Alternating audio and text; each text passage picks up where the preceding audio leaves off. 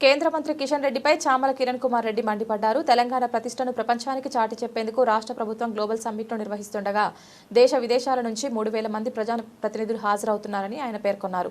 యువతకు ఉద్యోగ ఉపాధి అవకాశాలు రూపొందించేందుకు సీఎం రేవంత్ రెడ్డి గ్లోబల్ సమ్మిట్కు శ్రీకారం చుట్టారని చెప్పారు. గతంలో బీఆర్ఎస్ పాలనలో జరిగిన తప్పులపై కేంద్ర మంత్రి కిషన్ రెడ్డి మౌనంగా ఎందుకు ఉన్నారని ప్రశ్నించారు. కేంద్రం నుంచి తెలంగాణకు 13 లక్షల కోట్లు తెచ్చామని కిషన్ రెడ్డి వ్యాఖ్యలను ఆయన ఖండించారు. రాష్ట్ర ప్రభుత్వం ప్రపంచానికే తెలంగాణ ఖ్యాతిని చాటి చెప్పే విధంగా ఏదైతే సమిట్ తెలంగాణ రైజింగ్ సమిట్ 2025ని నిర్వహిస్తుందో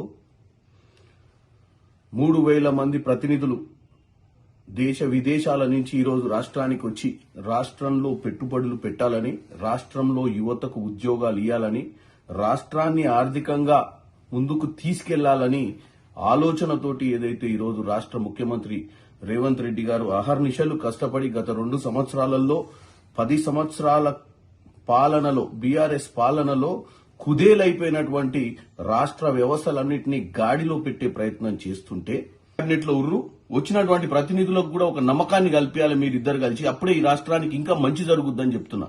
అంతే తప్ప మీరు ఈ శాపనార్థాలు పెట్టుకుంటూ ఈ కళ్ళల్లో నిప్పులు పోసుకొని మీరేదో నడి రోడ్డు మీద ఏడిస్తే తెలంగాణ ప్రజలు మిమ్మల్ని చూస్తున్నారు ఒక విలన్ల మాదిరి.